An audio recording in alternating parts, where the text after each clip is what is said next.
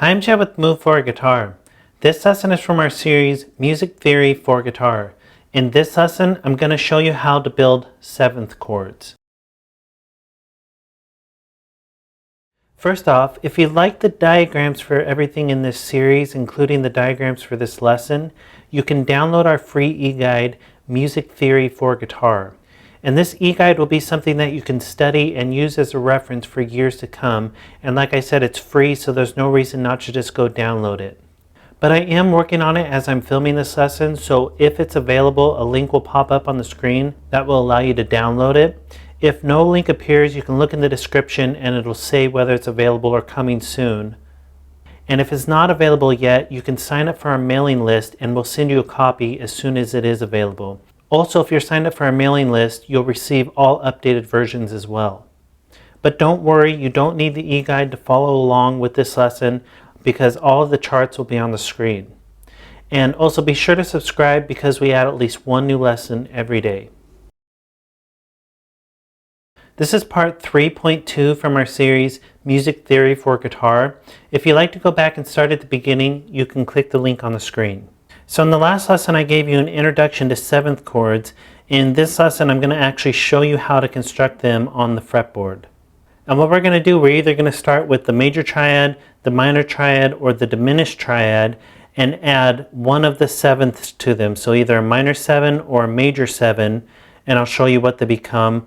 And actually, as I said in the last lesson, the 6 is actually a double flat 7. So we'll add that to one of them as well, and I'll show you what that becomes. So we're just going to take one of those triads, the major, minor, or diminished, and add one of these sevenths to it to come up with our 7th chords. So we'll start with major, and the first thing we're going to do is add a major 7th to it. So if we add a major 7th, we end up with root, major 3rd, perfect 5th, major 7th, and as you may remember from the last lesson, that's a major 7th chord. And the thirds that you would stack, because again we're just stacking thirds like we did with triads, are a major 3rd, a minor 3rd, and then another major 3rd. So again, just to reiterate, all these 7th chords are just stacking another 3rd on top of the triad. So here's a major triad, stacking those 2 thirds, then we stack one more 3rd, and that gives us a 7th chord. That's how we're coming up with these. So that's how you construct a major 7th chord. Now if we go back to the major triad again, this time we're going to add a flat 7, which will give us a root, major 3rd, perfect 5th, major 7th. And as you may remember from the last lesson, that gives us a dominant 7th chord. So now the thirds we're stacking are major 3rd, minor 3rd, and another minor 3rd. And again, the only difference between a major 7th chord and a dominant 7th chord is that with a major 7th chord, you stack a major 7 interval on top of the major triad. And with a dominant 7th chord, you stack a minor 7th interval on top of the major triad. So again, they're both major chords because they have major 3rds and a perfect 5th.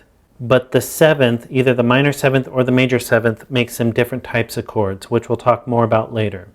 So next we're going to look starting with the minor triad, and as you may remember from the last lesson, there was only one that we're building out of the minor triad. And to do that, we're going to stack the flat 7 onto the minor triad, which gives us root, minor 3rd, perfect 5th, minor 7th, which again, if you remember from last lesson, gives us a minor 7th. And then the thirds that we're stacking now are minor 3rd, major 3rd, and then another minor 3rd. Next, we're going to go to the diminished triad, and you should remember that there's 2 that we can get out of the diminished triad.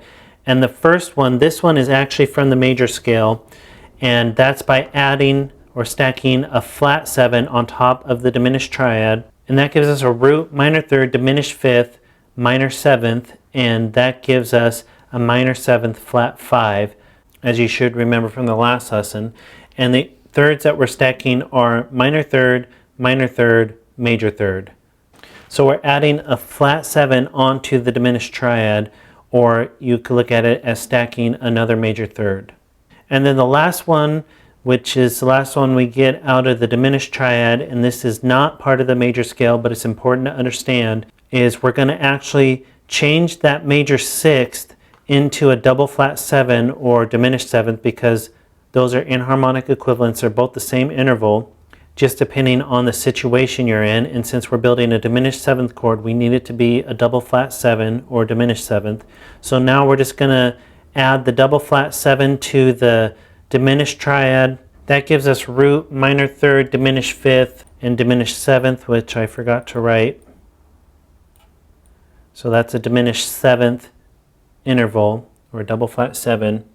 And that gives us a diminished 7th chord. Or if you're stacking thirds, you're stacking a minor 3rd, a minor 3rd, and a minor 3rd. And something you might notice is that if you go from the double flat 7 to the root, you have another minor 3rd interval. So as you should remember from augmented chords, that means the diminished 7th chord is a symmetrical chord, because anytime you have equal intervals, equal distance between all the intervals, that gives you a symmetrical chord, and symmetrical chords are unique, which you should remember from when we talked about augmented chords. So that means when you're playing diminished inversions on the same string sets, the shape is not going to change, just the order of the intervals. But we'll get into that again later down the road. But just notice now that a diminished 7th chord is a symmetrical chord, just like the augmented chord was a symmetrical chord. The augmented was built by major thirds. They were all major 3rd intervals being stacked. The diminished 7th chord is by all minor 3rd intervals being stacked. So that's how to construct the 7th chords that we've been talking about: the major 7, dominant 7th, minor 7th flat 5, and diminished 7th. Go ahead and move on to the next lesson, where I'm going to go over 7th chords in close position. And again, download the e-guide so you can have all these charts, and be sure to subscribe because we add at least one new lesson every day.